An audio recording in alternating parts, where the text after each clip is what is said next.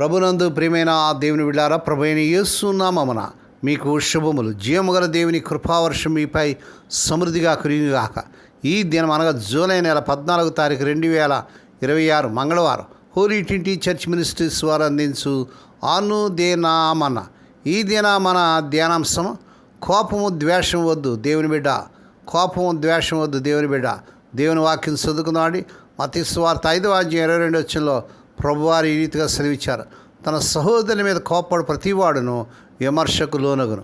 దేవుడు తన పరిశుద్ధ వాక్యం దీవించుగాక. దేని బిడ్డారు, మీరు అంతా ఎలాగున్నారండి? మీ ఆరోగ్యాలు ఎలా ఉన్నాయి? మీ కుటుంబంలో అందరూ బాగున్నారా? మీకోసం మేము ప్రతి దినం కూడా భారంతో ప్రార్థన చేస్తున్నాం. దేని బిడ్డారు, ప్రతి ఉదయం సాయంకాలం మీ కుటుంబంలో కుటుంబ ప్రార్థనలు ఉన్నాయా? ప్రార్థన చేసుకున్నారు? కొంత సమయం ప్రార్థన చేసుకొని దేవుని వాక్య ధ్యానంలో ప్రార్థనలో గడుపుతున్నారా? దేని బిడ్డ, ఈ దినాల్లో చాలా భయంకరమైన దినాలు ఉన్నాం. ప్రభు రాకడ దినాలు ఉన్నాం కనుక మనం ఉన్న సమయాన్ని వినియోగించుకొని దేవుని సందులో గడుపుతూ మరి ప్రార్థన చేసుకుంటూ ప్రభులో మనం ప్రభు సాక్షిగా నిలబడాలి. చదవబడేటువంటి దేవుని వాక్యాలు మనం చూసినట్లయితే ఇక్కడ యేసుప్రభువు వారు చెప్తున్నాడు, అయితే నేను మీతో చెప్పినది అనగా తన సహోదరుని మీద కోప్పడు ప్రతివాడు కూడా న్యాయవిధికి గురవుతాడని. తన సహోదరుని చూచి రాక అని చెప్తున్నాడు. మహాసభకు గురియగును. బుద్ధిహీనుడా అని చెప్పాడు నరకాకిరికి గురియగును. ఈ సందర్భంలో మనం చూసినట్లయితే ఇది పర్వత ప్రసంగంలో ఒక భాగం. మత్తయి సువార్త 5 నుంచి 7 వచనాలు మనం చూస్తున్నాం. యేసుప్రభువు వారు ధర్మశాస్త్రం లోతుగా వివరిస్తున్నాడు. బయట క్రియలు మాత్రమే కాదు హృదయం కూడా చూస్తాడు దేవుడు. 6వ ఆజ్ఞ నరహత్య చేయవద్దు అంటాడు. మరి 20వ అధ్యాయం 13వ వచనంలో నరహత్య చేయవద్దు. యూదులు అనుకున్నారు చంపకపోతే చాలు, యేసుప్రభువు అన్నాడు నరహత్యలోనే మరి మొదలవుతుంది, కోపంతో మొదలవుతుంది. అంటే ఈ 6వ ఆజ్ఞ నిర్గమకాండం 20:13 వచనం మనం చూస్తున్నాం. కనుక మరి యేసుప్రభువు అంటున్నాడు, హృదయంలోకి మొదలవుతుందంట. హృదయంలోనే కోపంతో మొదలవుతుంది. ఇక్కడ మనం చూసినట్టయితే యేసుప్రభువు కోపానికి 3 స్థాయిలు చెప్తున్నాడు. మొట్టమొదటిగా తన సహోదరుని మీద కోపడు ప్రతివాడును అంటాడు. అంటే అనవసరమైనది క్షమించని పగ పెట్టుకునే కోపం. ఉదాహరణ, చిన్న విషయానికి రోజుల తరబడి మాట్లాడుకోవడం, లోపల పగ పెంచుకోవడం. ఫలితం న్యాయ గురియగును. స్థానిక న్యాయస్థానం. మన రోగాలకు లోతైన చికిత్స ప్రభు చేస్తాడు. మన ప్రభు పై చికిత్స కంటే ఏంటో ఆయన తెలియదు. ఆయన చూసేది వ్యాధి లక్షణాలు కాదు, వ్యాధి కారణాన్ని పర్వత శిఖరం నుండి ఏటవారుగా ప్రవహించే ద్రాక్ష తోటల్ని సర్వనాశనం చేసే లావాల గురించి ఆలోచించడు. ఆయన ఆ లావ ఎక్కడ పుడుతుందో చూస్తాడు, అక్కడ దానికి చికిత్స చేసి దాన్ని ఆపేస్తాడు. ఆయన పాపానికి చికిత్స చేయడు. ఆ పాపానికి మూలమైన పాప తలంపులకు ప్రియప్రభు వారు చికిత్స చేస్తాడు. ఆయన నరహత్యకు చికిత్స చేయడు. నరహత్య కారణమైన కోపానికి చికిత్స చేస్తాడు. అందుకని తన సహోదరుని ద్వేషించి వాడు నరహంతకుడని మరి యోహాను భక్తుడు రాస్తున్నాడు. మొదటి యోహాను పత్రిక 3వ అధ్యాయం 15వ వచనం. మరి ద్వేష స్వభావం హృదయంలో కోపాగ్ని జ్వాలలను రేపుతుంది దేవుని బిడ్డ. ఆ కోపాగ్ని జ్వాలలు నరహత్యకు నడిపిస్తాయి. మరి ఇక్కడ చూసినట్టయితే రాక అని చెప్పువాడు. రెండవదిగా రాక అంటే అరమాయికి పదము, ఆరమిక పదము. అర్థం ఖాళీ తల, పనికిరానివాడు, విలువలేనివాడు. ఇది ఎదుటివారిని అవమానించడం, తక్కువ చేసి మాట్లాడడం. ఫలితం మహాసభకు గురియగును. 70 మంది పెద్దలతో కూడిన గొప్ప న్యాయసభ. ఎంత భయంకరమైన ప్రశ్న. మూడవదిగా బుద్ధిహీనుడా అని చెప్పువాడు. బుద్ధిహీన అంటే మూర్ఖుడు, దేవుని దృష్టిలో విలువలేనివాడు, నైతికంగా పనికిరానివాడు. ఇది వ్యక్తి మొత్తం పాత్రను ఆత్మను దాడి చేయడం, శపించడం లాంటిది. ఫలితం నరకాకిని గురవుతుంది. గెహాన్నా దేవుని యొక్క తీర్పు. కోపాగ్ని అగ్నిజ్వాల లాంటిది. అది అత్యంత వేగంగా పయనిస్తూ తనకు అడ్డు వచ్చిన సమస్తాన్ని దహించి వేస్తాడు. కోపం ఒక భయంకరమైన పాపం. ప్రతీకారాన్ని వాచించే కోపం దేవుని నీతిని ఏమాత్రం నెరవేర్చదు. తప్పు చేసిన వాడిని అది దేవుని వద్దకు తీసుకురాలేదు, కానీ అది వాడిని మరింతగా తప్పుదారులోనికి నడిపిస్తుంది. కోపం సాతానుడు మరి అగ్నిజ్వాలని మరింతగా విస్తరింపజేస్తుంది. కోపాన్ని దూరం పెట్టాలంటే పరిశుద్ధాత్ముడి సహాయంతో సున్నితమైన ప్రేమను ప్రదర్శించాలి. మంచితో చెడుని జయించారు. కోపానికి చికిత్స ఇదే.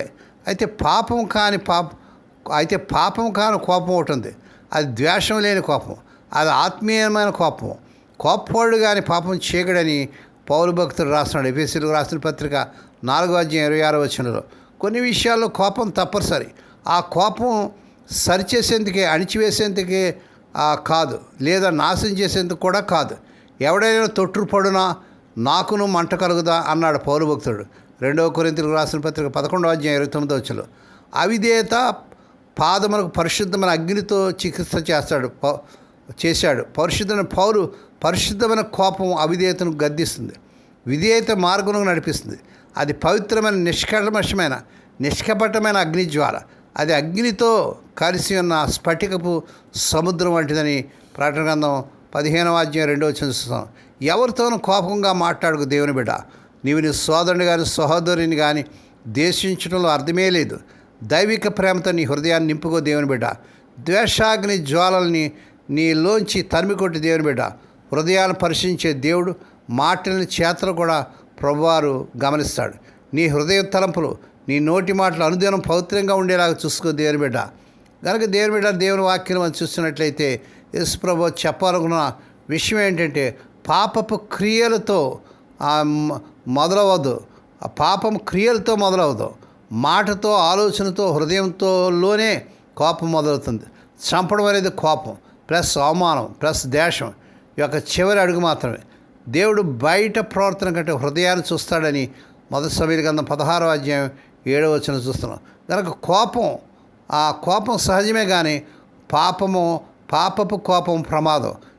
ఎఫెసీ 4:26. తర్వాత మన మాటలు కూడా ఆయుధాలు, అవి చంపగలవు, గాయపరచగలవు. మూడవదిగా హృదయం. హత్యను ఆపాలంటే ముందు కోపాన్ని ఆపాలి.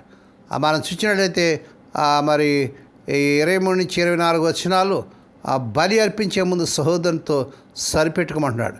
కనుక దేవుని బిడ్డ, మరి కొన్నిసార్లు మనం బుద్ధిహీనంగా చేస్తూ ఉంటాం. వాట్సాప్లో విక్రించడం, గ్రూపుల్లో అవమానించడం, పేర్లు పెట్టి పిలవడం, నువ్వు వేస్ట్ అనడం, యేసుప్రభు దృష్టిలో ఇవన్నీ హత్యకు సమానమైన హృదయ స్థితి.